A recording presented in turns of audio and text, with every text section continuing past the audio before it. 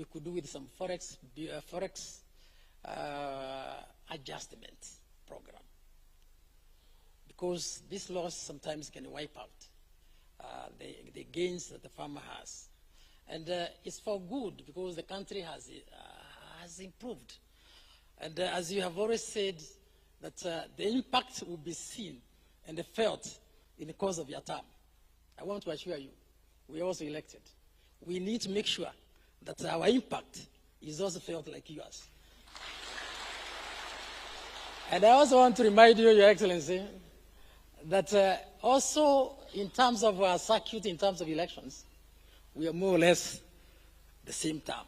So we really need to create the impact that is necessary. So we are focused, Your Excellency, in terms of transformation agenda. And we have tried to come out with the initiatives that will achieve the better side of livelihood of the farmer. Additionally, your government has supported new initiatives in tea sector, and this includes removal of excise duty from imported packaging materials, which enhances competitiveness. Your Excellency, this has had an impact on us. The process is still going on in terms of attaining the actual result. We are grateful, Your Excellency, that you have put your heart and mind in this. You have also started off the establishment of common user facilities to support the value addition. We know the government is also committed to this particular project with 300 million shillings. We are indeed very grateful, Your Excellency.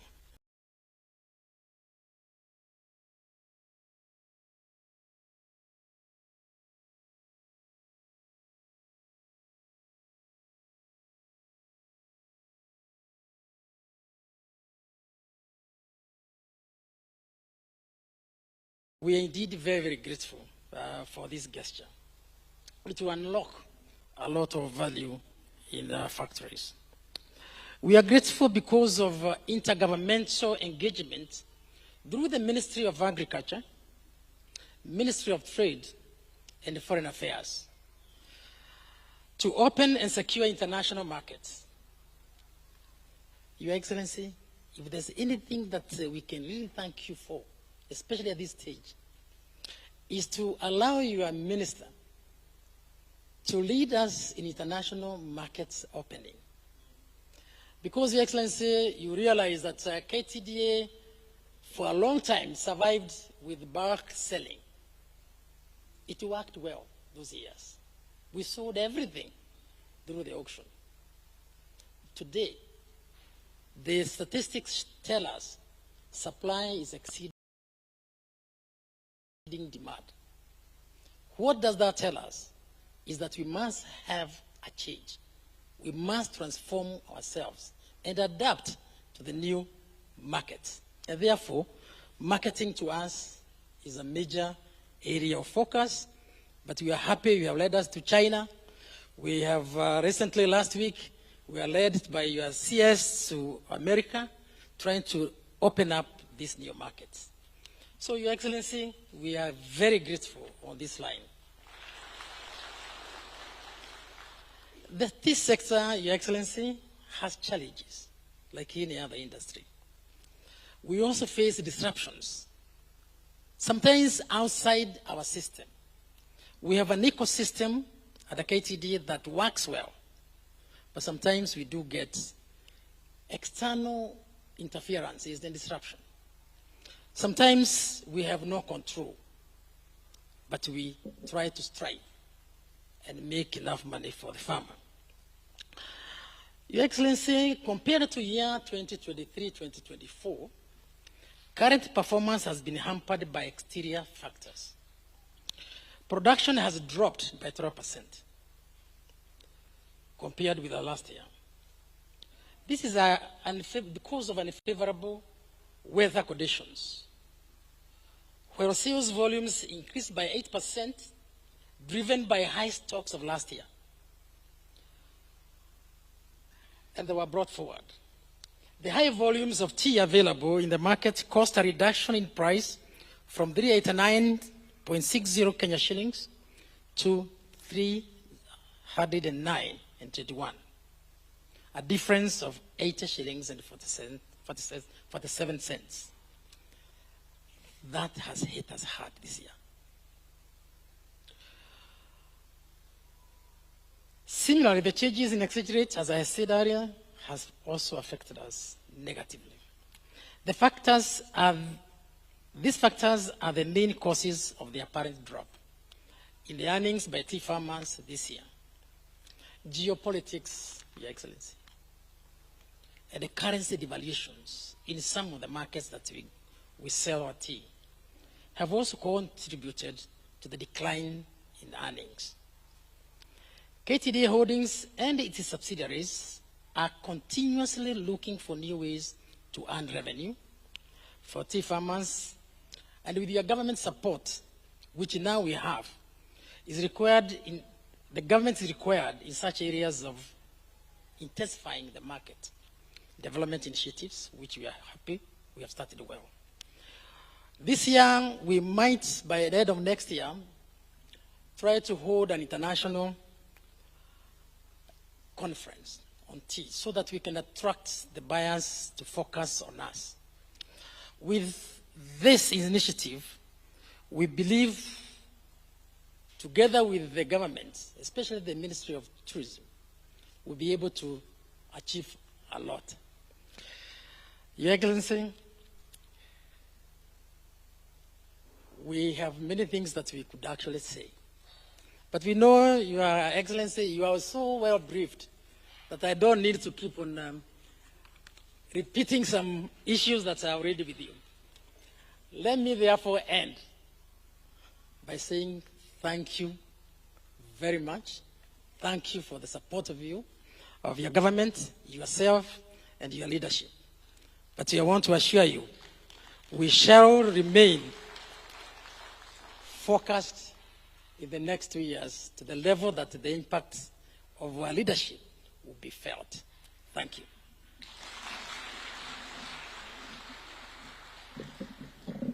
Another round of applause for the Chair, KTDA. Thank you very much, sir, for well articulating the issues. Your Excellency, with your permission, allow me to now invite the KDIC CEO, Ms. Helen Chepkwony, to make some brief remarks. Tumpigie makofi akija tafadhali. Karibu.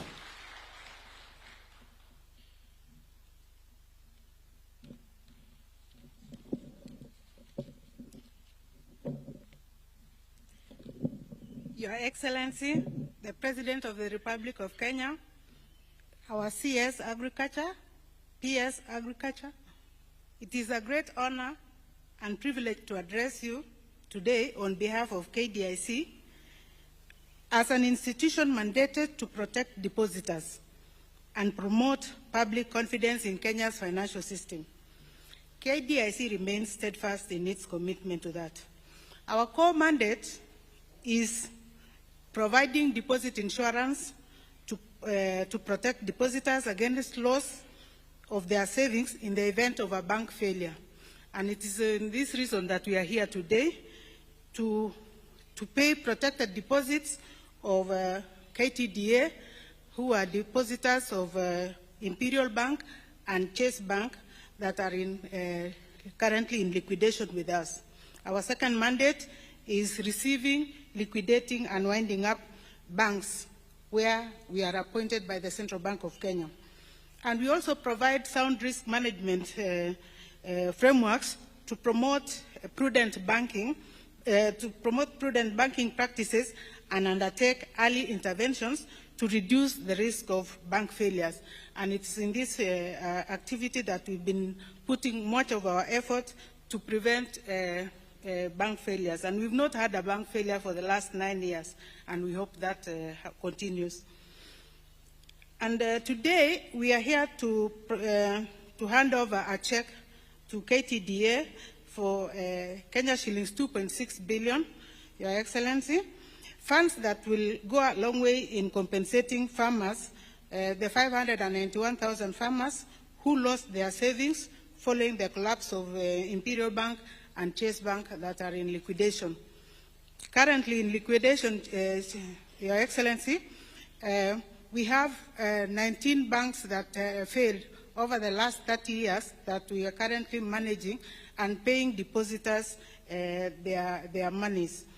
As we are aware, a stable financial system is the backbone of any thriving economy. And KDIC, as part of the financial safety net players, are focused in enhancing this stability. And since its establishment in 1989 as a department of the Central Bank of Kenya, KDIC has handled 28 institutions and successfully wound up 9 of them, and we are currently winding up 3 more. Therefore, we'll be left with about 16 banks in liquidation. Your Excellency, KDIC remains committed to strengthening this financial sector stability and contribute and enhance our risk surveillance frameworks and expand public awareness of deposit insurance in the country. Because when the public is aware that their funds are protected by KDIC, then they are comfortable to put their money in the banking system. We thank you, Your Excellency, for your continued support and leadership. Together, we will build a more inclusive, resilient, and prosperous financial future for all. Thank you very much.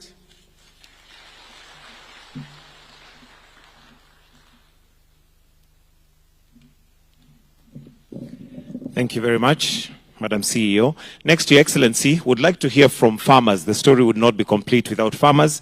So I'll call the 2 farmers we have present to just come together and make some very brief remarks. And we have Maxwell Magoma and Nancy Ndungu. Tuwakaribishe kwa makofi tafadhali. Karibuni to speak on behalf of the farmers.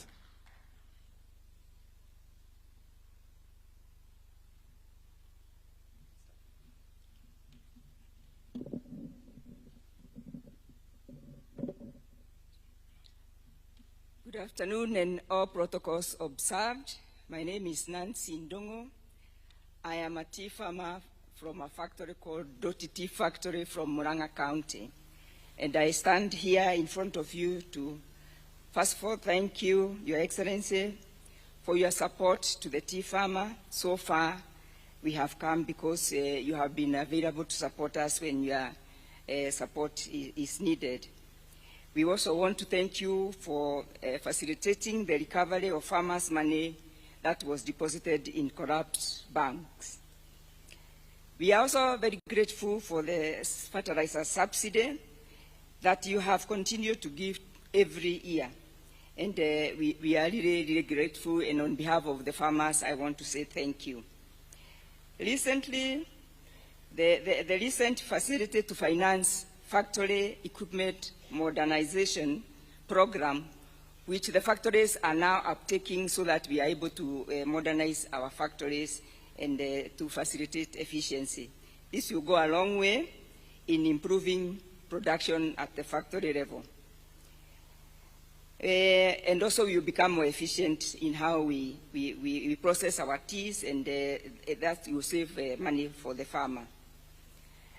I would not have finished if I didn't appeal to you to help us, the farmers, because we are the people who support the local roads. The local roads that we use at the factory level, it is financed by the money coming from the farmer. So if we are supported in that area, then the farmer will benefit in that facility. And therefore, thank you very much for this far you have supported us.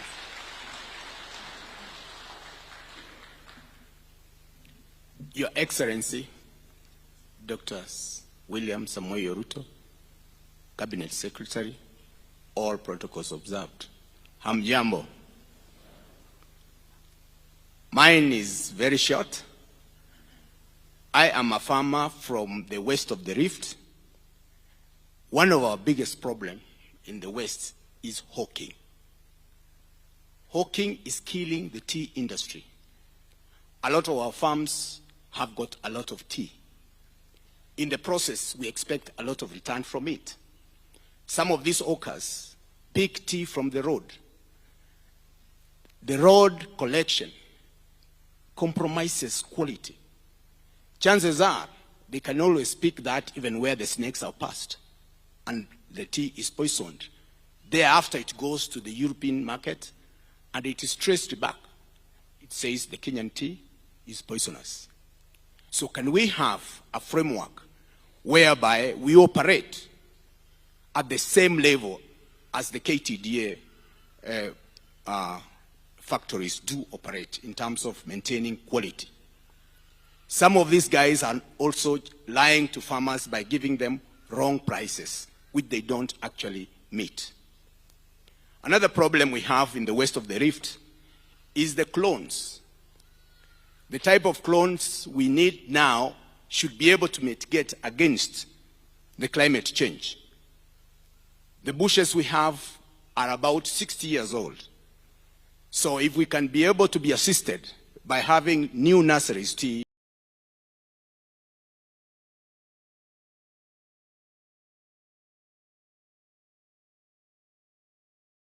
in the west of the Rift.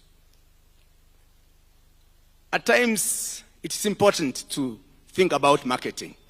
We have economic attaches in African countries. Some of these countries, when we go there, you find the kind of tea they are taking is being brought from London, and it's said it's manufactured, grown, but whereas it comes from Kericho. So if we can be able to give targets to our attaches in the African countries, they can be able to talk to them, and our teas gets more market. You know, at times we are trying to imagine, Your Excellency, why can't the government promote the local consumption by opening a lot of tea bars? Instead of the liquor bars, let's have the tea bars, whereby the government does that subsidizing of the same. Like now, if I come out of this place and talk to my wife that I was coming from State House, she will start expecting a lot. So, Your Excellency, please help these farmers from the West. I heard even the chairman talk that the performance last year was bad. There is an issue of the bonus which is coming. Kindly, if there is little money, please chip in so that the west of the Rift can also have something. Thank you very much. Thank you very much, Your Excellency. Tumpigie makofi tena. And I can hear his clap is very loud, maybe because of something he mentioned there, of the expectation. I don't know. Your Excellency, at this point, allow me to now invite the Chair of the Agriculture Committee in the National Assembly, Honorable Dr. Mutungi, who will in turn invite the Cabinet Secretary. Tumpigie makofi akija. Karibu.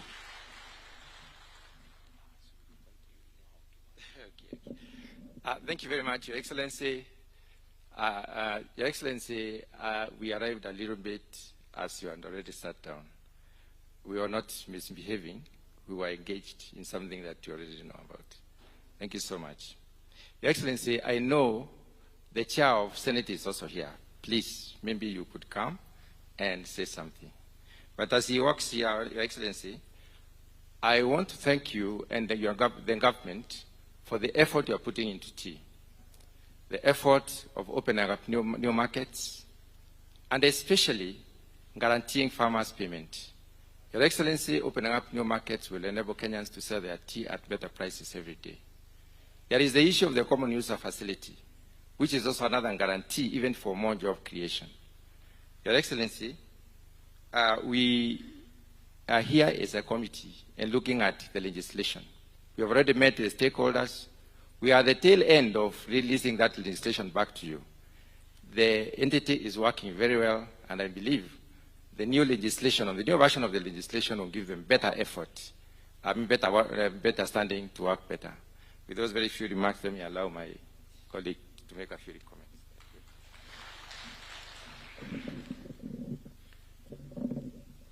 Asante Mheshimiwa Rais, Waziri wa Kilimo, Katibu katika Wizara, viongozi katika halmashauri ya majani chai, na Wakenya wanavyotufuata katika pembe mbalimbali za nchi ya Kenya. Mheshimiwa Rais, kwa heshima, ningependa kukushukuru kwa kutukaribisha hapa katika makazi yako na ofisi yako rasmi. Sisi kama viongozi wa Jumba la Kitaifa na Senate ili tuweze kujihusisha na maendeleo ambayo wanawafanyia watu wa nchi ya Kenya. Kwa kifupi, Mheshimiwa Rais, tulipata mwito wako. Waswahili husema haukatai mwito, unakataa uiti wacho. Lakini tumekubali Mheshimiwa Rais, kile ulitotuichia ni jambo la kujenga wananchi wa Kenya. Kamati ya ukulima, uchumi, samawati na mifugo, Mheshimiwa Spika, tulipata arafa jana jioni kwamba wageni wakulima wachapakazi watakuwa na kutembelea leo. Ningependa kwa heshima hiyo, wamesafiri kutoka pembe mbalimbali za nchi ya Kenya. Ningependa kuwatambua tu kwa majina, utakuwa unanyosha mkono. Nchi ya Kenya ijue kwamba jumba la Senate na jumba la kitaifa vile vile sisi ni wakulima, na ni mkulima kwanza, na hatumwachi mkulima yeyote nyuma, tunasonga mbele. Ningeanza na Mheshimiwa Profesa Tom Ojenda, mwanakamati wa uchumi samawati. Mheshimiwa Alexander Mundigi yuko katika maeneo yako hapa Mheshimiwa Spika, lakini katika shughuli za kazi. Tuko na Mheshimiwa Ezena yuko hapa seneta. Tuko na Mheshimiwa Geoffrey Odanga, mbunge kutoka Busia. Mheshimiwa David Kiplagat yuko hapa, asante. Mheshimiwa Justice Kemia yuko hapa, asante. Mheshimiwa Yusuf Farah yuko hapa. Mheshimiwa Jared Okelo, asante. Leo asubuhi amekuwa na kutetea vikali katika televisheni ya citizenTV. Tumpigie makofi Mheshimiwa Okelo. Tuko na Mheshimiwa Brighton Yegon, kiranja wa timu ya basketball, asante, yuko hapa. Mheshimiwa mwenyekiti Mutunga yuko hapa. Mheshimiwa mimi mwenyewe mwenyekiti katika Senate, niko na Mheshimiwa Mburu Aburi yuko hapa. Tuko na Bichege, asante sana, binti wa nguvu yuko pia nasi, na tuko na Kagome, mwanaharakati wa majani chai katika nchi ya Kenya, yuko pamoja nasi. Mheshimiwa Rais, wakulima wamesema pembejeo inafika. Mheshimiwa Rais, Mungu amekubali, kuna mvua. Mheshimiwa Rais, nimeona idadi ama takwimu ya wachapakazi ambao wananufaika na tija ya ukulima wa majani chai zaidi ya 1,600. Hii ni ishara kwamba Mheshimiwa, pesa unazoleta leo bilioni 2.7 zitaweka matumaini katika maisha ya wachapakazi, katika maisha ya watu wa Kenya.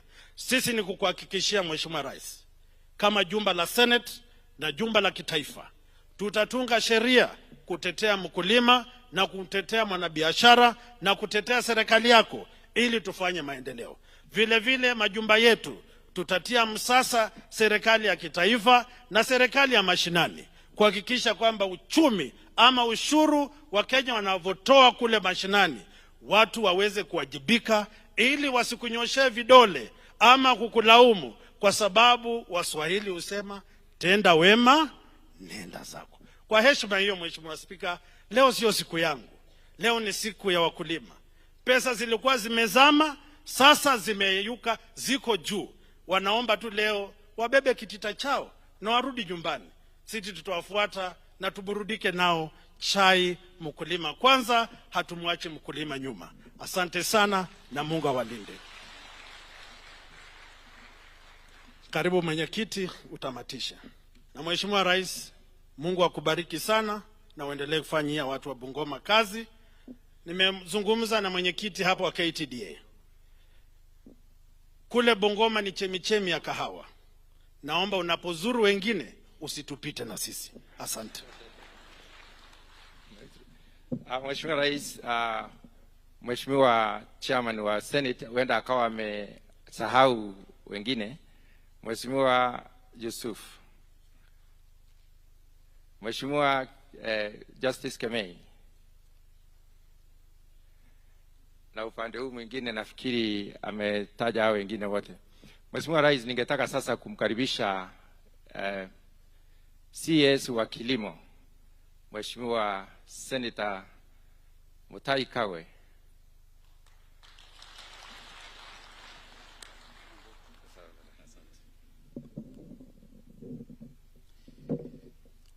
Your Excellency, President William Samoei Ruto, in the interest of time, allow me to ride on established protocols. Your Excellency, today is a very important day. Today is a great day for a lot of people who are sitting here in front of you. And today, somebody is going to put some money in their pockets. And you know, Your Excellency, when you gave me this position, you told me that the responsibility that you have given me is to ensure that farmers put money in their pockets. That's the job. Hiyo ndio kazi mimi ulinipatia. So when I hear in the slightest way that somebody is getting some money in their pockets, I feel that I'm on my way and we are on our way to the job that you set for us. From the outset, Your Excellency, let me start by thanking the committees of Parliament who are here with us, specifically the chairs, because we have worked very closely with Parliament in the processes, not just in this particular process, but in revitalizing agriculture as a whole. When it came to the budget period, we worked very closely to ensure that farmers are supported. You will recall, Your Excellency, that we decided that packaging material for tea packers was going to be zero rated. There will be no tax on packaging material so that our farmers can be able to add value and create jobs for our youth. And it is in a manner of speaking, it is what we want to do to digitize and bring youth into agriculture. And you, Your Excellency, I would like everybody here to know that in the cabinet meetings that we had, you drove very hard that idea of removing taxes so that farmers can benefit. Your Excellency, at the same time, the chairman alluded to the issue of marketing. At the same time, Your Excellency, you have ordered me to ensure that we are opening new markets, we are talking to new companies, we are looking for new uses of tea, particularly, so that our farmers never have bulk tea in Mombasa. You remember that the instruction you gave me right behind me is that first we clear the bulk tea that was sitting in Mombasa. And to a large extent we did. But of course new tea keeps on coming in. And I'm grateful to the Kenya Tea Development Authority as well as the Tea Board of Kenya, because they too have worked closely together to ensure that the tasks that you have set forth for us are achieved and achieved in good time. Your Excellency, in that area of marketing, you are aware that we have had some challenges. For example, in the area of selling our orthodox tea to Iran. And you know the problems that we have been having in that area. But I'm also glad to report to you, Your Excellency, that working very closely with the Prime Cabinet Secretary, the Honorable Musalia Mudavadi, and his Ministry in Foreign Affairs, we have engaged very intensely the government of Iran so that they can open the doors. Within 60 days, we are in the last meeting, because their Minister for Agriculture was here, and we agreed that within the next 60 days, we will try and resolve whatever pending issues we have so that we can once again open the Iran tea, so that our tea can begin to sell. And they particularly are looking for orthodox tea. And as you know, a lot of the companies represented here are also investing in orthodox tea, because orthodox tea will fetch higher prices than regular tea. And for that, again, we are grateful. Simultaneously, Your Excellency, the development of tea by exchequer amounts. And you and I will agree that sometimes there's a delay or not forthcoming with the exchequer amounts.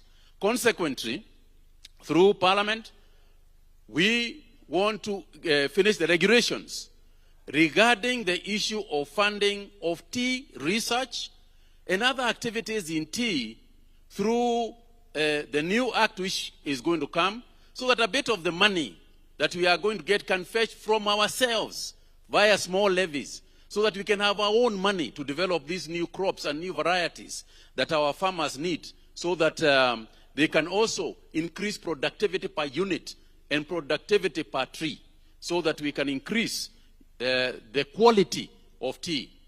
Your Excellency, without much ado, what I would like simply to summarize is as follows. We are determined to do a number of things. One is to increase the quality of tea. This hawking business, Your Excellency, you and I have shared this, the hawking business must come to an end. It is the only way that we can ensure that the quality of tea remains at how it is known across the world. In my last week's visit to the United States, Your Excellency, the key thing that is out there in the US market is that the Kenya tea is of very high quality. Very high quality. And anybody even suggesting at that meeting that there were hawkers in Kenya, I was almost denying. Because that would threaten the image that we have of good quality Kenya tea. So we intend to stop completely any hawking of tea. Secondly, the picking of tea. In my various visits across the various tea factories that are represented here, we have confirmed that we will go no more than 2 birds, 2 leaves and a bird, 2 leaves and a bird, 2 leaves and a bird. And we have agreed, although we have been to some places and seen almost a branch. But that's a story that we want to finish. So, Your Excellency, today as we congratulate the people who are going to receive the money, and thank you very much to everybody who got involved in this process, we want to thank you also for the continued support. You know, Your Excellency, my job is easily discounted by half in terms of difficulty, because you were the minister for agriculture. So every time I try to tell you a story, you just look at me and tell me, Mutahi, hiyo kazi nimefanya miaka mingi sana. So we know that we are well represented in the Ministry of Agriculture. The President himself was the Minister for Agriculture. What else would he be asking? What else would he ask for? So allow me therefore, ni waulize sisi nyote, tusimame, tukaribishe Mheshimiwa Rais, ndio amzungumzie. Makofi tafadhali.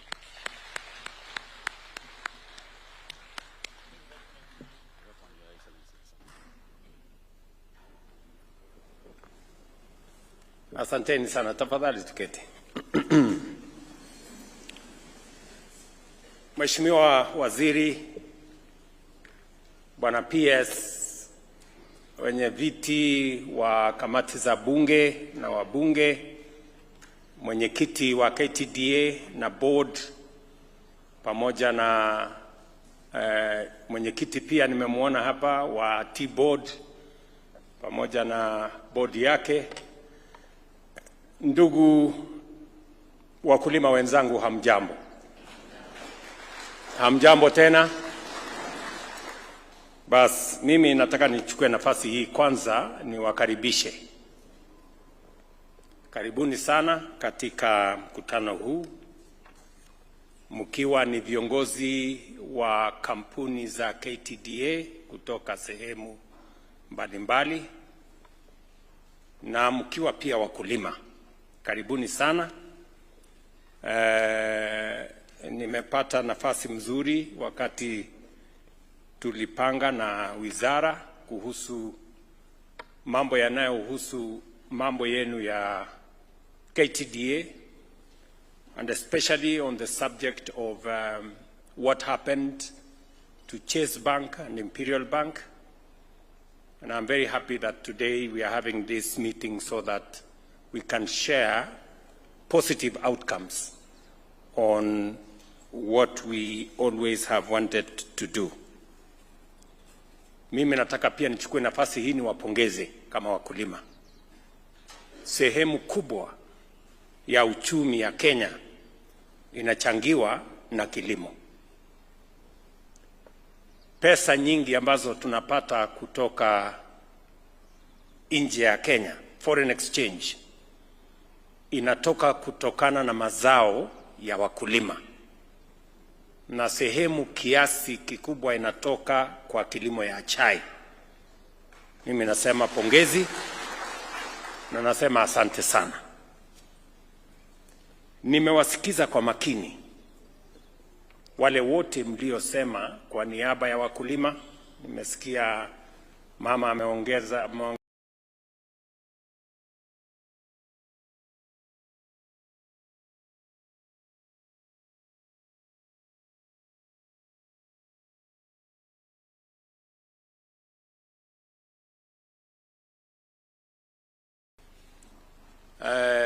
kwa sababu nyinyi pia ni wananchi wa taifa letu la Kenya, na kama wananchi ni vizuri niwaeleze mambo yanayohusikana na nchi yenu ambayo ni nchi yetu, because as Kenyans we all have a contribution to make towards the country we want Kenya to be. And I'm very proud that this afternoon I have leaders from our tea sector to have this conversation with you on matters to do with tea, but also matters to do with our nation. Nawashukuru sana kwa kunipa nafasi ya kuwa kiongozi wa taifa letu la Kenya. It is not something I take for granted. Na katika nafasi hiyo tulikubaliana na nyinyi ya kwamba taifa letu la Kenya litaendeshwa sio kwa misingi ya kabila ama dini. Litaendeshwa kwa misingi ya sera. Yale mambo tulikubaliana, how we want to take the country forward. And I need to tell you, as citizens of our country, as Kenyans, not just as farmers,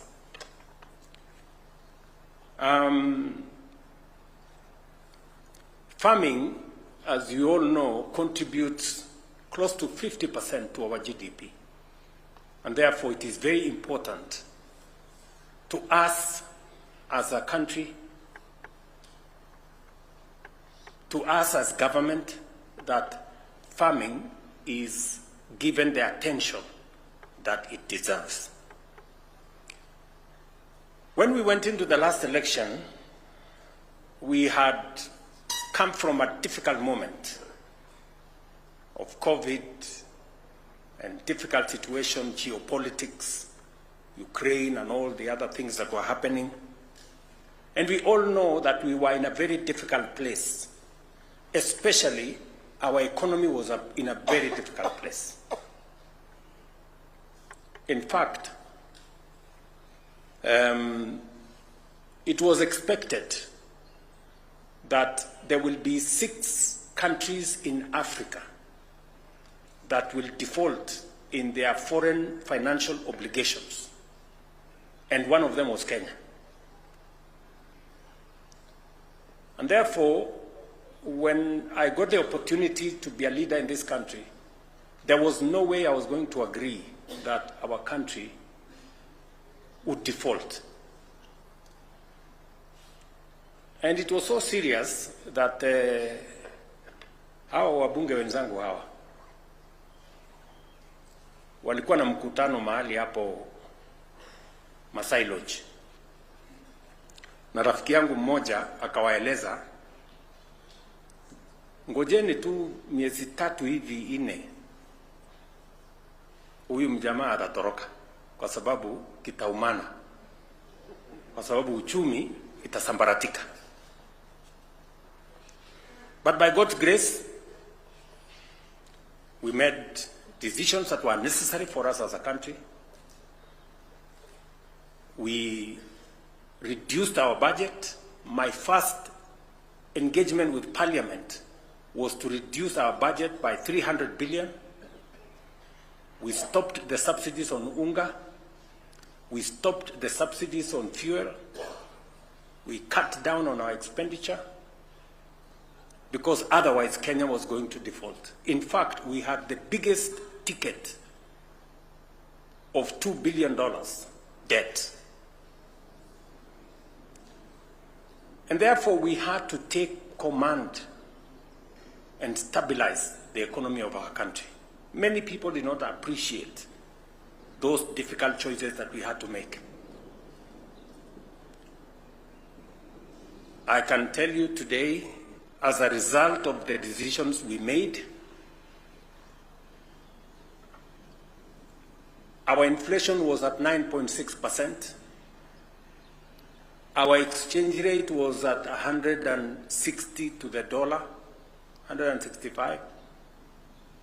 Our foreign exchange reserves were at $5.9 billion, only 2.5 months cover.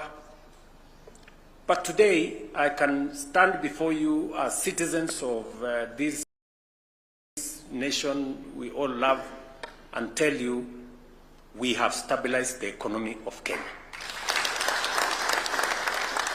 Inflation, we have brought it down from 9.6 to 4.5.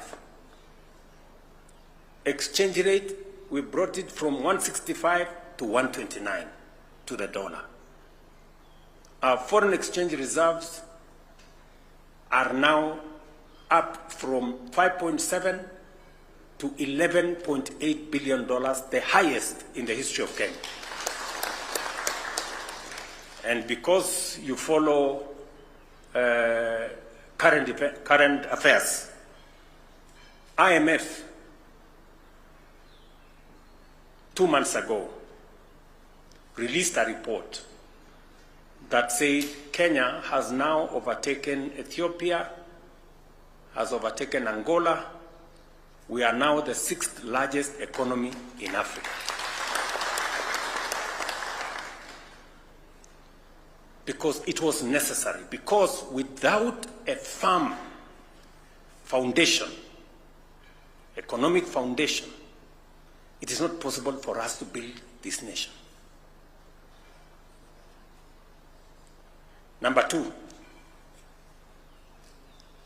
you know very well that our agriculture was not doing well, especially our food security. And our import bill, ile pesa tunatumia kuagiza chakula kutoka nje, in 2022 was 504 billion Kenyan shillings. Pesa tunaagiza mahindi, tunaagiza sukari, tunaagiza mchele, tunaagiza wheat, edible oil. Many of the things we can actually grow in Kenya. So I took the position and I committed to the people of Kenya that we were going to sort out agriculture. And it was important for us to sort out agriculture because our economy substantially depended on agriculture. So what did we do in the agricultural space because we were farmers? Number 1, we registered farmers because it was necessary for us to have a database so that we can make decisions based on correct information. We registered all our farmers. Now we have a database in Kiamis. We know how many tea farmers are there. Every tea farmer, we know their acreage, how many coffee farmers are there, and their acreage, how many farmers are there doing sugarcane and wheat and maize and on and on and on. Today, I can confidently tell you we have a database on all our farmers, and we can make decisions on the basis of correct information. That was our first assignment. Because all this time, we didn't have a database of information. Number 2, I told you we were going to change from subsidizing consumption to subsidizing production. When I came into office, we had a bill of 8 billion shillings. Ya kusubsidize unga. We were paying 14 billion shillings every month to subsidize fuel. And it was not sustainable. And we were going to go into a ditch. Instead of subsidizing unga, mnakumbuka, si nyinyi ni wa Kenya? Si mnakumbuka kulikuwa na watu wamevaa sufuria hapa kwa street. Wameweka sufuria kwa kichwa, anasema mambo ya unga. Unga ilikuwa 240 per 2 kilogram bag. Na ilikuwa before I was elected. Sasa nilikuwa nashangaa, sasa nyinyi mnanifanyia maandamano na unga nilikuta tayari iko 240. But we had to do something. You remember my first statement pale Kasarani on my inauguration. I said we are going to start bringing down the cost of fertilizer. And I remember clearly saying we are going to start with KTDA. Mnanielewa? Because the reasoning is, if you want to promote production, if you want to deal with the cost of basic food items including unga, you don't go and subsidize the shop or the merchant. You go look for the farmer. Kwa sababu unga haitoki kwa duka, unga inatoka kwa mahindi, mahindi inatoka kwa mkulima. So ukitaka kusuluhisha shida ya njaa, tafuta mkulima.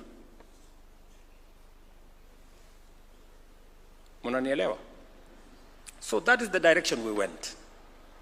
We subsidized seeds. I was having a conversation with my waziri here. We still owe money to Kenya Seed because they are subsidizing our production of seeds. We have subsidized fertilizer. You all know as farmers, fertilizer was being sold for anywhere between 5,000 to 7,000. We have now stabilized that price. We brought it down to 3,500. We have now brought it down to 2,500. I must commend KTDA because they have been faithful. You know I owe them some money, but I'm going to sort it out.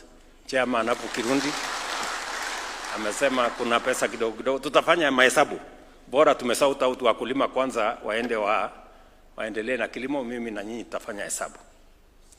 So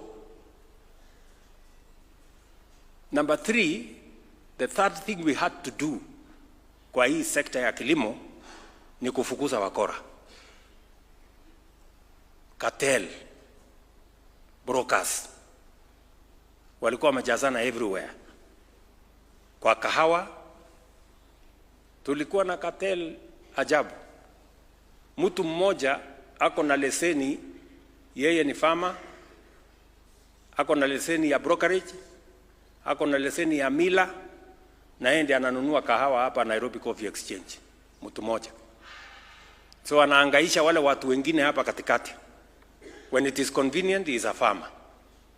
When it is convenient, he is a broker. We have changed the licensing regime. Now you can only have one license, so that we streamline that space. Pale kwa sukari, mnajua what was happening in the sugar. Kulikuwa na wajeuri huko wamejazana. Wao ndio wana decide tujui nani atafanya nini, nani atafanya nini. Watu wa kiburi mingi. Mpaka nikafika Kakamega nikawaangalia, nikawaambia mambo ni matatu, muamue. Ama hamkusikia niliwaambia mambo ni matatu. Mjue vile mtafanya. So we have gotten rid of cartels, brokers, and people who undermine the sweat of farmers. And number 4, we are now beginning to explore new markets. That's the commitment I made. I told you we were going to drive the agricultural sector because I have been minister using correct information. We're going to subsidize inputs. We are going to make sure that we get rid of brokers and all the other characters in between. And we are going to look for markets for our produce. Today, I can confidently tell you that we have registered 6.5 million farmers in our database. We have distributed 21 million bags of 50 kilogram of fertilizer, and we know how many to which farmer.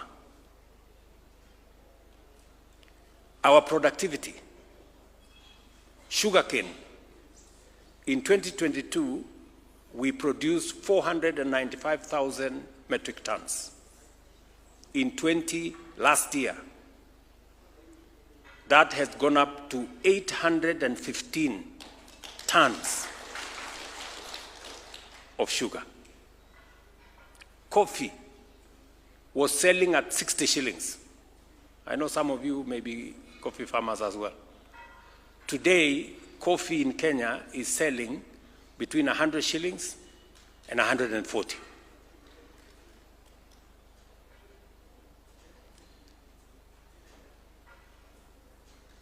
Milk was selling between 32 and 35. Today, milk is selling between 45 and 50, and we are still tightening the screws around there. Tea. I want you to look at the numbers. Our total sales of tea in 2022 was 138 billion. Our total sales 2024 was 215 billion. So we are making progress. We are making progress. Sugarcane farmers are making more money. Coffee farmers are making more money. Dairy farmers are making more money. You guys are making more money, you just don't want to say.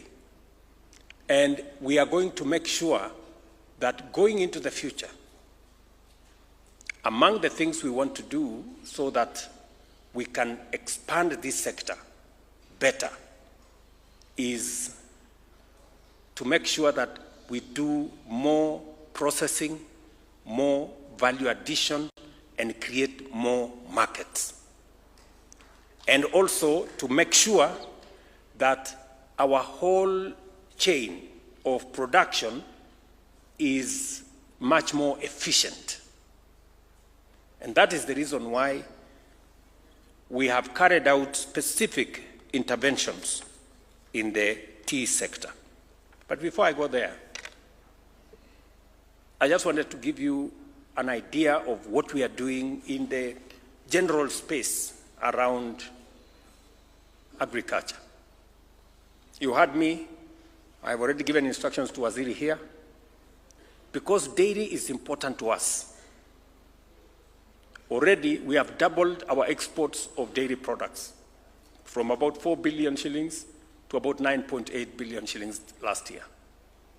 But we need to do more around the space of milk because we have a big market outside there. Today, I can tell you, because we have intervened in production, even the dairy farmers are benefiting from fertilizer subsidy. We are seeing more silage. We are seeing better returns from our dairy sector. And that is why we decided that because we want to do more milk, we have now reduced the price of sex semen from 8,000 shillings per dose to 1,400 shillings per dose.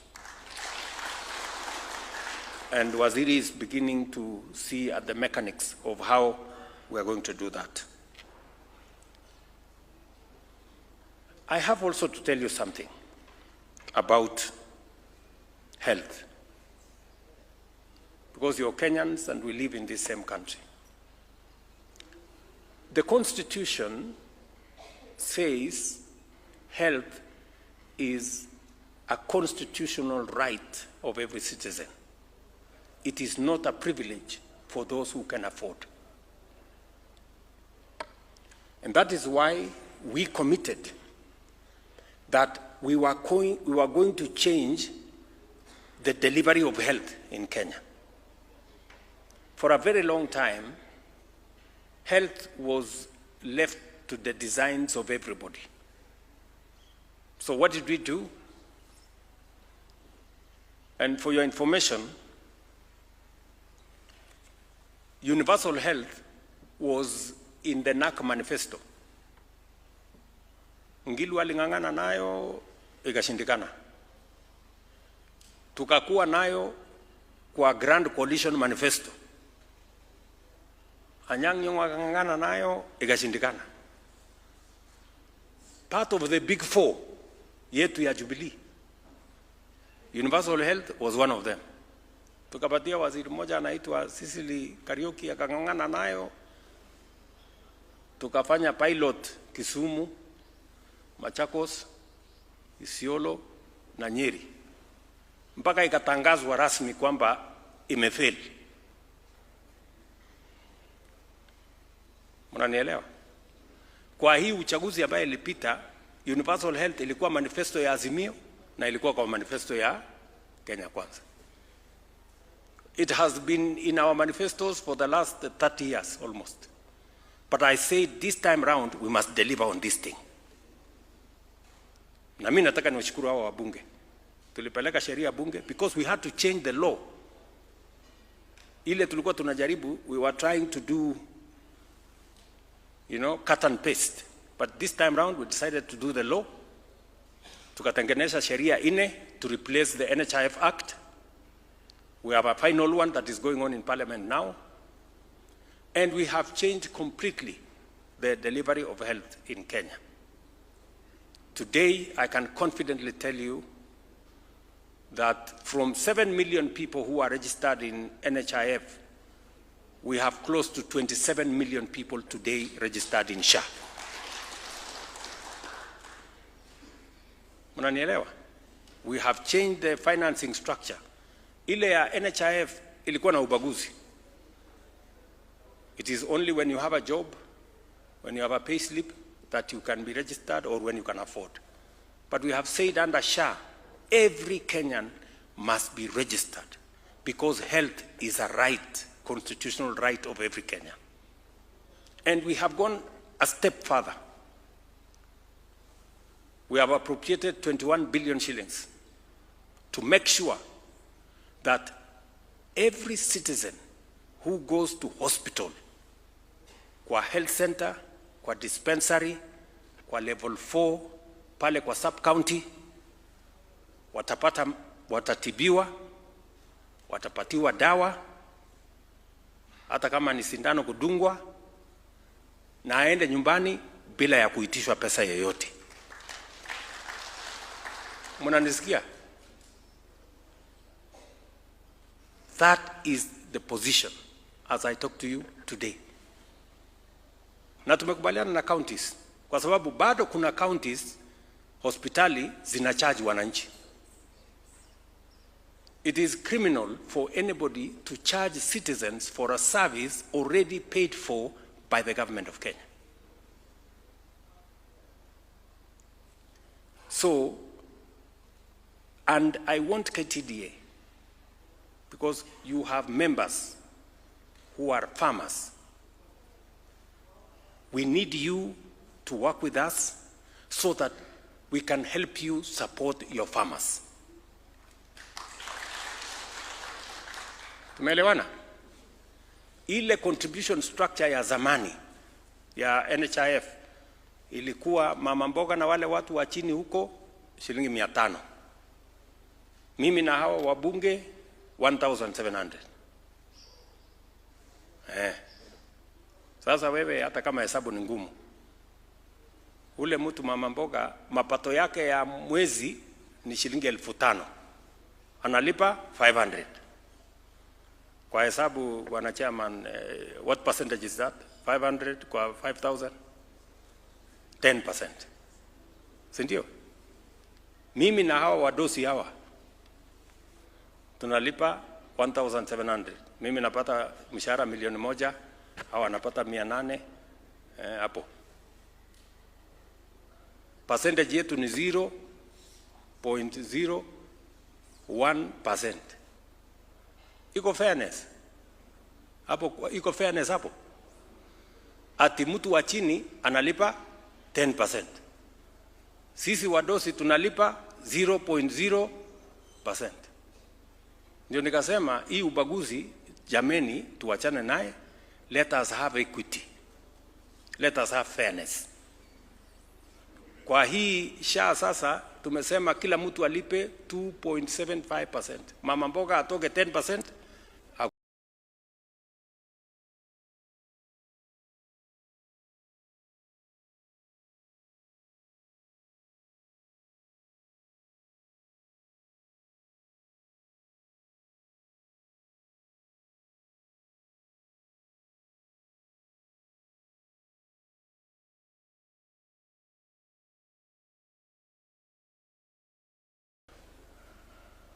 Mnanielewa? So today I can tell you we are raising enough money to make sure that every Kenyan gets treated. We have 27 million Kenyans registered today. Walikuwa wanapiga kelele zamani, oh SHA haifanyi, wamekaa kidogo. Wamesema inafanya lakini inataka kufanyiwa namna hii. Ndio sawa. Tutarekebisha. And we have stopped the fraud. And I want to tell you, NHIF iliangushwa na wakora na wezi. Tulikuwa na hospitali moja hapa Kino, hapa. Inalete bill, inasema wamefanya upasuaji ya watu 20 kila siku. Sasa tukashangaa hii hospitali Kino, it must be a very big hospital. Ilikuwa inaitwa St. Catherine. Tukaenda kutafuta kuangalia. Tukakuta iko kona. Second floor kwa kona fulani. Hakuna hospitali, ni watu tu wanahangaika wameweka kibao.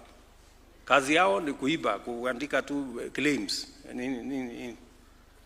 Tukafunga. Kulikuwa hata na mtu mwingine huko Eldoret. Alikuwa na hospitali kubwa hapo. Lakini kwa hiyo hospitali yake accountants ni wengi kuliko madaktari. Sasa wewe ujiulize accountant anafanya nini kwa hospitali? Si hospitali ni mahali ya kutibu watu. Lakini accountants ndio wamejaa hapo. Kazi yake kubwa fake claims. Just imagine wakati tumemaliza sasa tumesimamisha NHIF tukasema hii 30 billion tunataka kulipa. Hii madeni. So mnasema iko madeni ya 30 billion ya NHIF. Wakasema haya, let us do verification. Nikatengeneza committee, waziri akagazette committee ya verification. Unajua nani alienda kotini? Wale watu wakasema hatutaki verification, lipa tu sisi pesa. If we owe you money, si unalete makaratasi yako useme ndio hii nilitibu fulani nikatibu fulani ndio hii makaratasi. They don't want, because it was pure fraud. And I want to promise you that we are not going to pay any fraudulent claims in SHA. We have made the whole system a digital system so that we only pay for Kenyans that are treated. And you are going to see how much change is going to come as we implement this program. Because I need to tell you so that you can assist your members and take the country forward. The final thing I want to talk to you about is the whole program of job creation. Sisi wote hapa ni wazazi, tana mimi. Tuko na watoto wamemaliza shule, form 4, wametoka college, wametoka university. Ni kweli ama si kweli? Shida kubwa ya Kenya ni jobs. We spend 650 billion shillings to train Kenyans every year. but we haven't been thoughtful about what happens when they get out of school. So this time round, we decided to be deliberate and intentional on where are we going to create these jobs. Because you gave me a job, I needed to think about what is going to happen to others who don't have the job I have. You know? So we have 4 pathways. Number 1, tukasema tufanye affordable housing. Many people walikuwa wananiuliza, hii affordable housing, what is it for? Affordable housing, yes, is because we need to do decent housing. We need to get rid of slums. We need to reduce land fragmentation. We need to make sure that but more importantly, we need to create jobs for the young people of Kenya. Na hiyo story ya jobs na story ya housing, wacha niwaeleze tena. Hii story ya housing imekuwa kwa books yetu tangu zamani. Housing ilikuwa manifesto ile ilitangulia.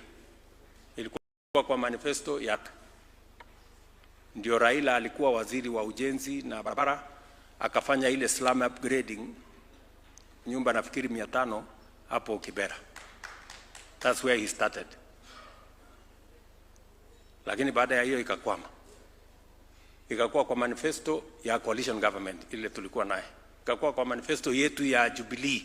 Among the big 4, one of them was housing. In fact, when we were elected with my senior Uhuru Kenyatta, aliniambia we must implement this housing. Na kwanza yeye ndiye aliniambia, I know of a very good professional ako South Africa. Tukaenda tukamtafuta huyo professional, anaitwa Hinga, tukamlete. 2018 akakuja hapa. Tukatengeneza sheria affordable housing. Tukapitisha bunge. Wakati ilifika hapo sasa ikaanza kelele. Kelele, hii levy, kelele. Sasa Uhuru akaniita akaniambia, William, si wewe uko na nyumba? Nikamwambia niko na nyumba. Na hii kelele tunapigiwa hii ni ya nini? Kama watu hawataki manyumba, aje ikae. Tukawachana naye. Ikafika 2022. Manifesto ya Azimio iko housing.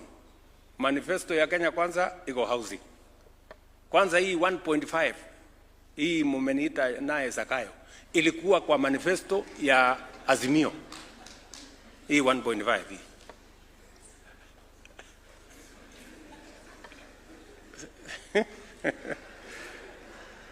Sindio?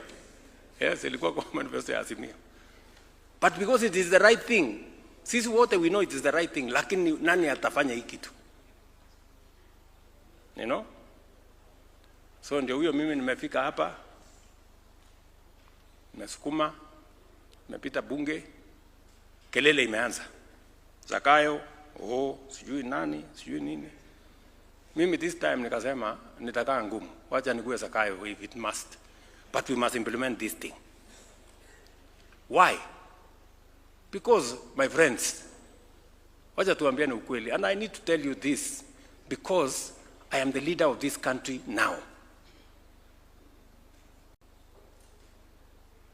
This is what other countries have done. This is how Korea was developed. This is how Singapore was developed. This is how Malaysia was developed. Munanielewa? The president of Singapore came and saw me here in 2023. Singapore was a slum like Kibera. Singapore. It was a slum like Kibera. Today, Singapore, 95% of the people of Singapore are home owners.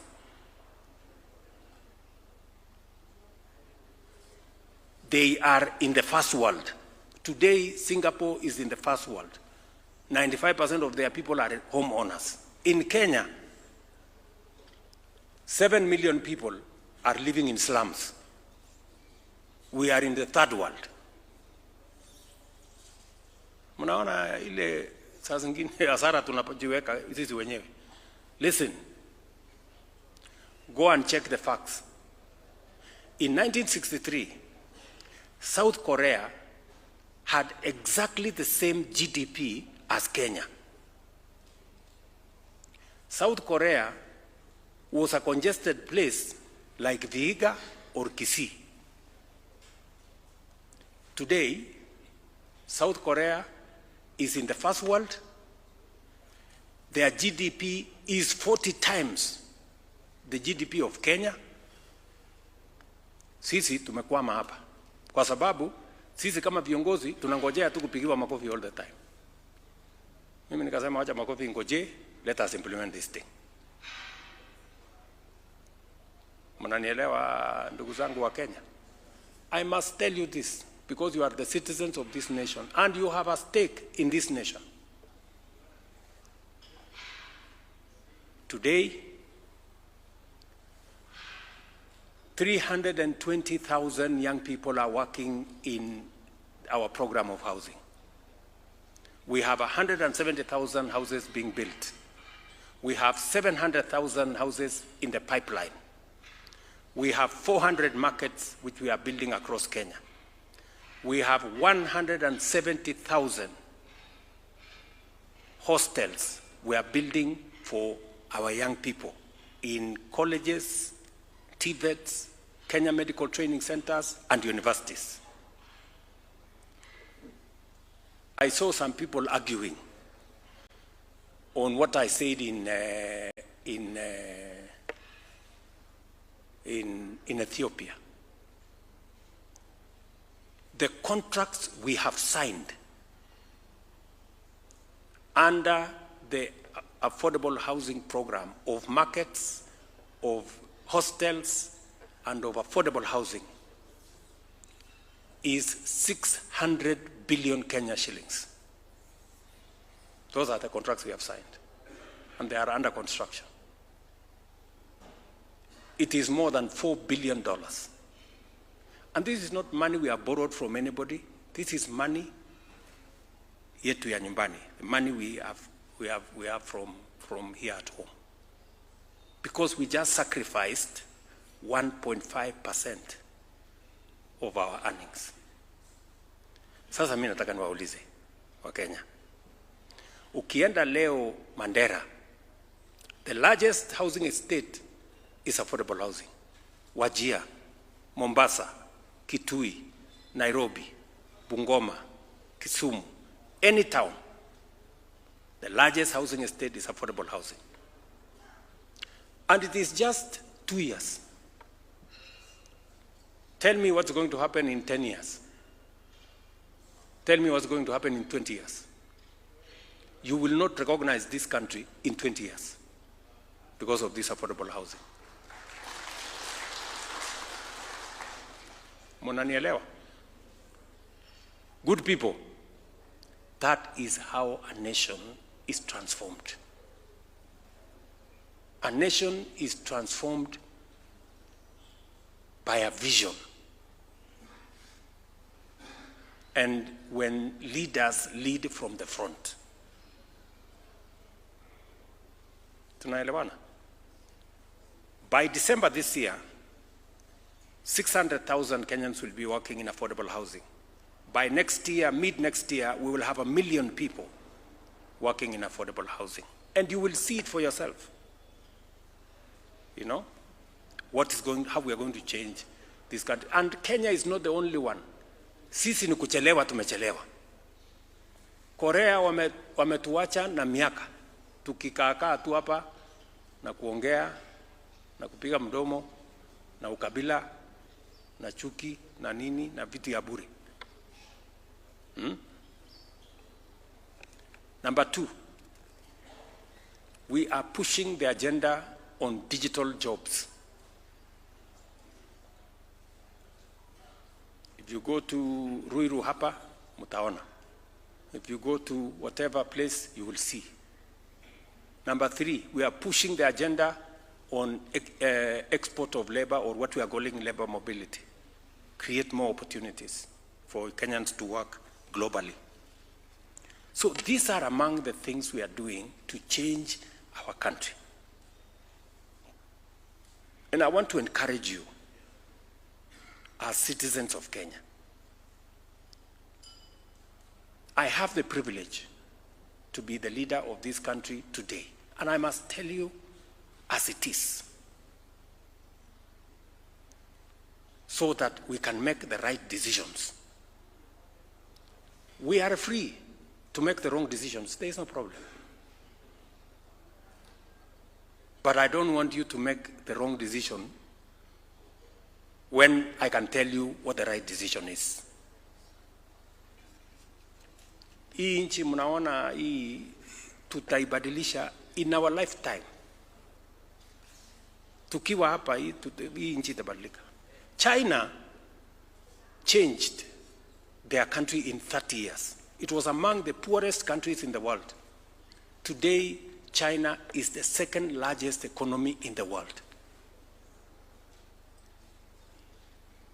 Believe you me, I am confident about Kenya and our capacity and our ability to leave this third world place where we are and join the first world in 20 years. We can do it.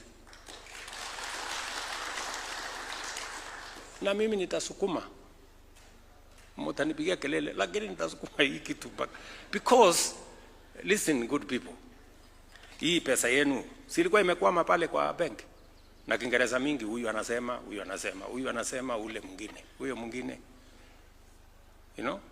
Today, you are going to walk away with a check of 2.65 billion for your farmers.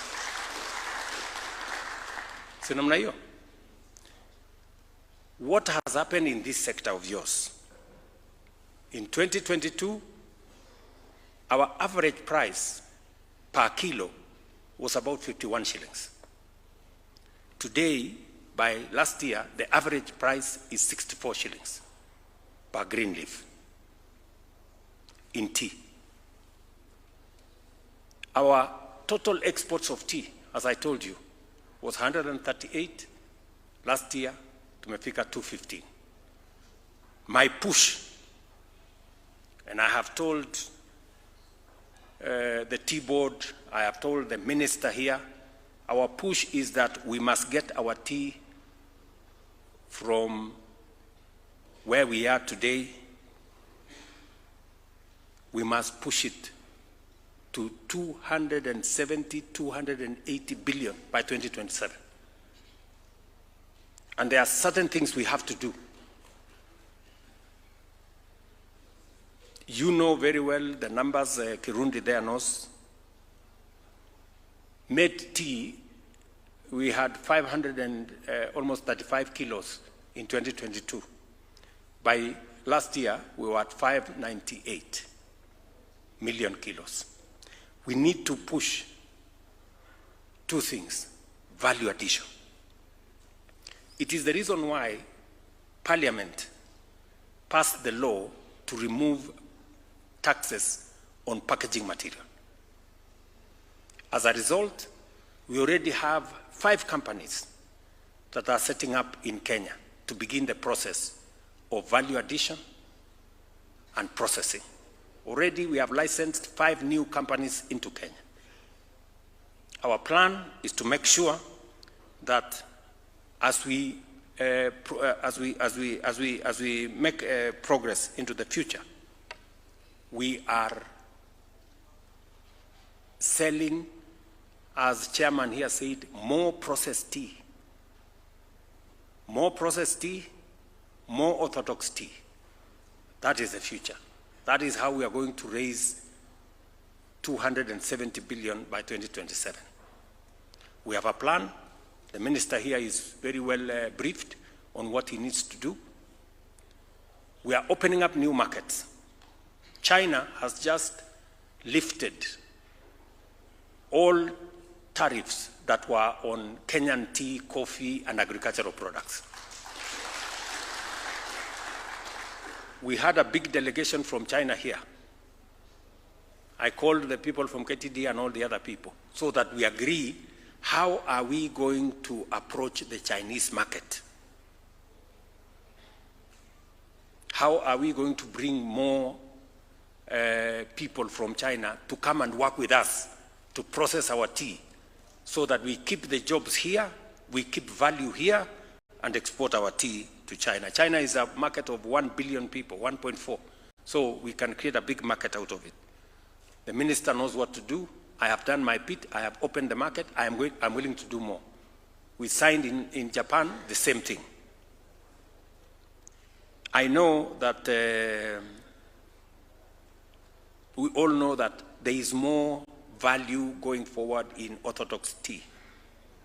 And I'm very happy that the kilos of orthodox tea out of Kenya has increased from about 1.2 million kilos. I got the statistics. Now we are at 13 million kilos.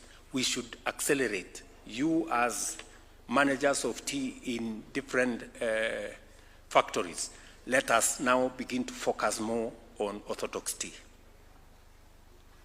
When I had a meeting with the KTDA and the tea board, they also brought it to me, especially tea board, that some of the equipment that are being used by our factories are old and you need to modernize. And because we couldn't give you direct money from government because there is a lot of private sector engagement, so we decided that we are going to provide a facility. We have now concluded you have a facility of 3.7 billion to use that money to modernize your factories. Mutapangana na waziri hapa na timu yake how you are going to assess that money. What that money is we have reduced, tumesema KDC wapatie hiyo pesa at 5% interest. Ile mlikuwa mnakopa kwa bank, mlikuwa mnalipa 18%. Sasa hii mtapata na 5%. Najua nyinyi mngetaka free money, lakini free money sasa hakuna free money siku hizi. Si ndio? So tukae hapo. Let me conclude by saying nimefurahi sana kukutana na nyinyi because you are leaders. Nyinyi ni viongozi. Na viongozi sio viongozi peke yake wa chai. There is a reason why you are seated here and not all the 600,000 farmers are sitting here. You are sitting here on behalf of them. And it's because you are leaders. And whenever I find leaders, I want to share the vision for Kenya. Where are we going? What should we be doing? Why are we talking about the success of others? Why are we not succeeding as a country? We need to deal with it. We must also spend our money properly. I engaged the government of Indonesia. I engaged other governments, and we agreed out of experience that procurement of public services, we lose up to 40% of public money through procurement. And that is the reason why we have said we are going to go e-procurement so that everybody inajulikana. Hakuna haja ya giza. Kama wewe unatuuzia mali kama serikali,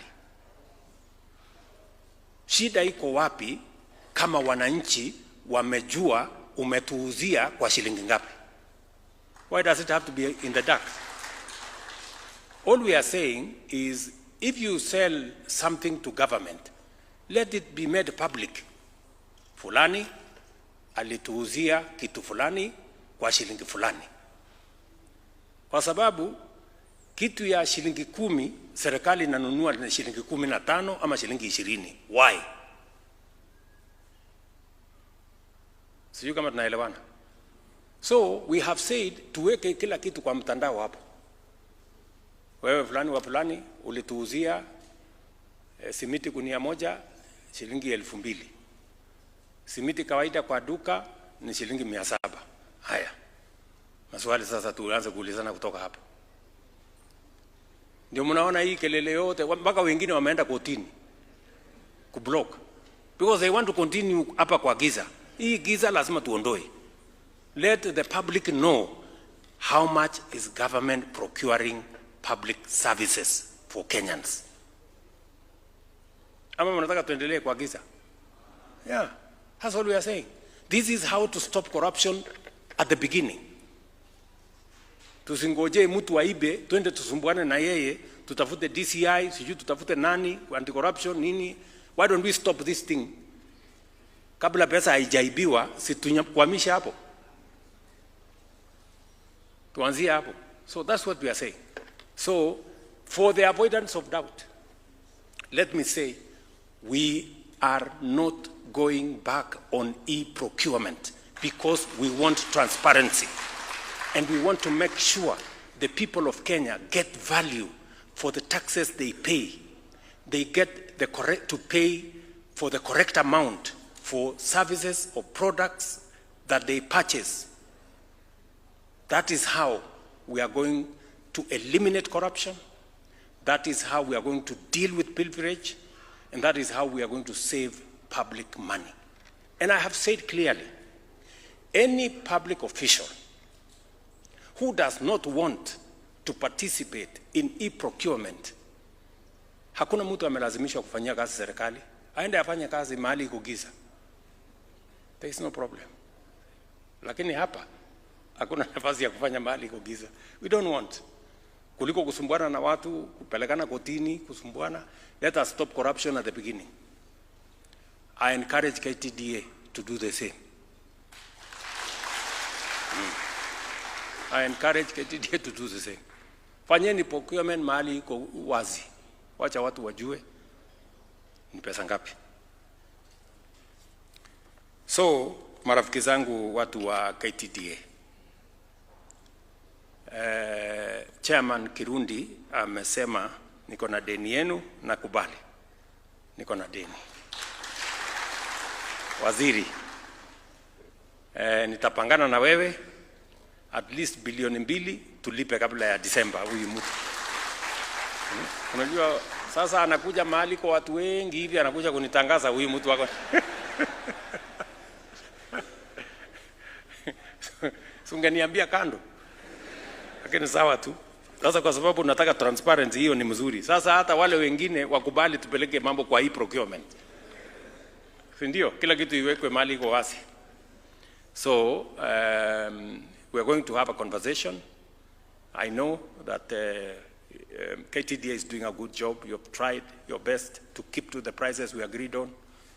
We are going to make at least available 2 billion shillings before when we do a supplementary budget. Alafu tutakumalizia tukifungua mwaka. Alafu tuwe sawa sawa sisi wote. Nimewaambia mko na pesa 3.7 billion ya kukopa to modernize your factories. And we have kept interest at 5%. It's almost free money. Na mkimaliza hiyo 3.7 tutawaongezea pesa ingine until we modernize all the other factories so that we can use this sector to grow our exports.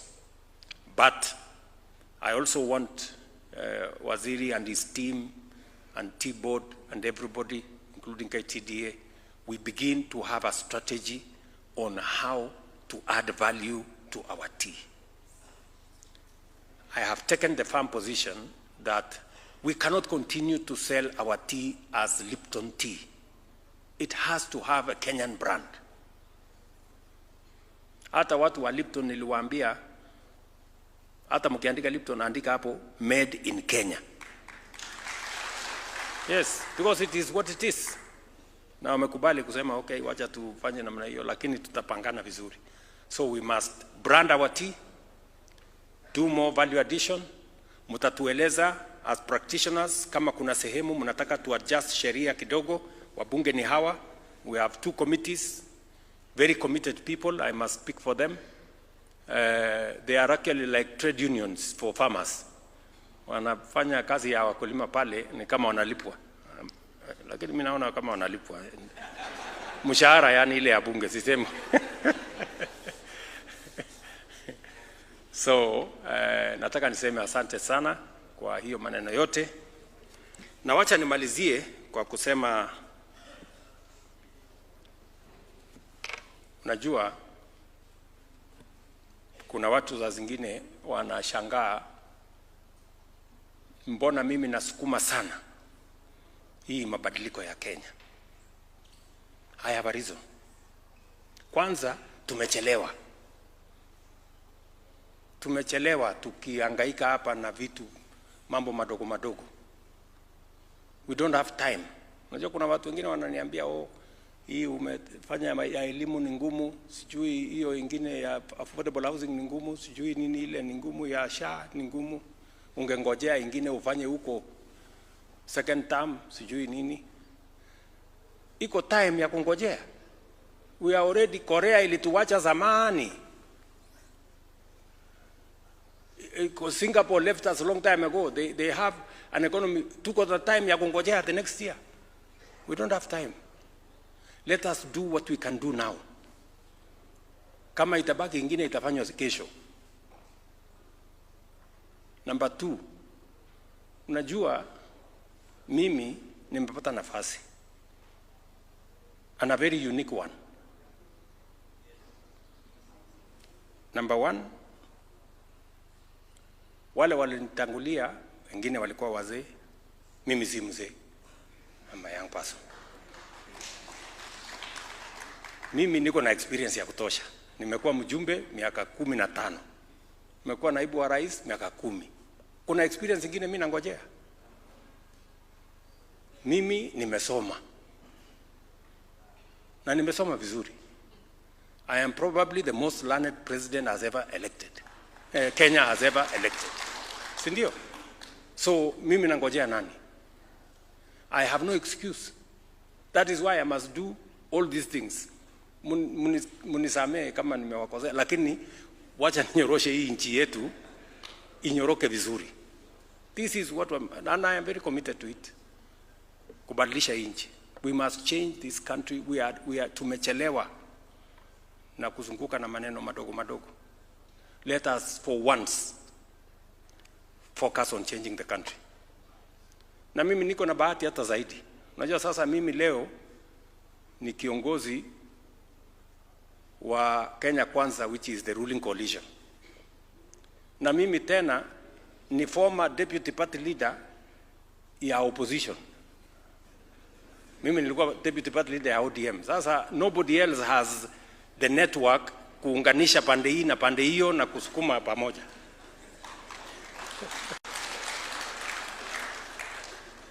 I have a unique position, that's why naunganisha wote sasa tusukume. Kwa sababu hii Kenya isonge inahitaji wengi wetu tufanye hii kazi pamoja. So nawaomba tafadhali tufanye hii kazi pamoja. Watu wa KTDA mnasemaje? Si tufanye hii kazi. Si tubadilishe hii nchi jameni. Yes. Ndio mnaona nimetafuta mzee Tinga.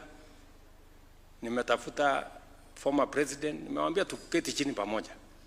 Tupange hii nchi isonge. So that we have a country we are proud of, tuweze kusukuma iende mbele. Siasa itakuja baadaye, tutaongea mambo ya siasa. Siasa iko 2027. Kila mtu atakuja kiwanja. There is no problem. Ama namna gani? Yes, kila mtu akuja na story yake hapo. Na hata wale wa upinzani nilimewaambia tafadhali jipangeni. Kazongo, sijui Ruto must go, sijui one term, haitoshi. You need to have a plan. Ama?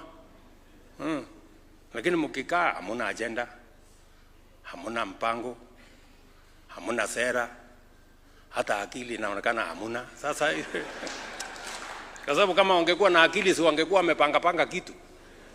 Watuambie huyu Ruto amefanya affordable housing imefika hapa. What can they do? Ati wanataka kuabolish. Sasa hiyo ni akili gani?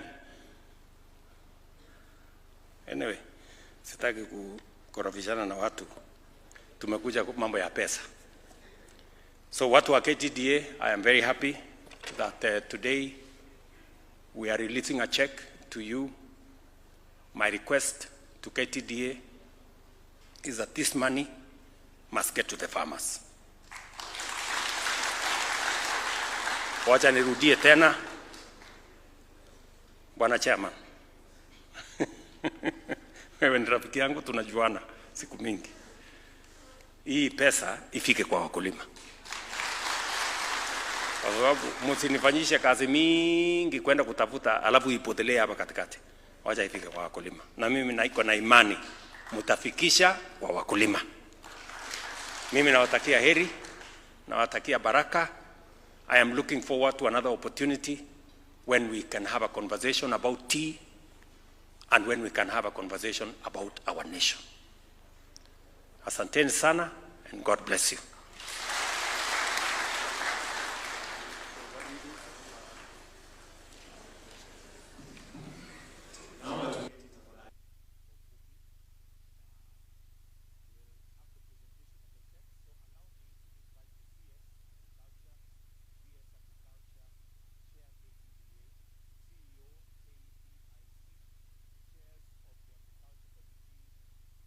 Senate and the National Assembly and Honorable Kagombe to come and have a picture as this handover of the check is done.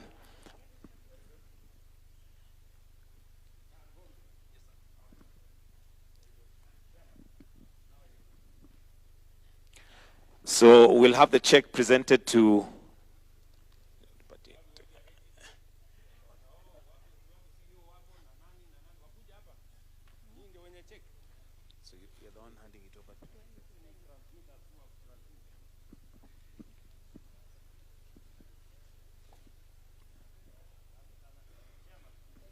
to balance, Pandey. Some of us can come on this side to balance.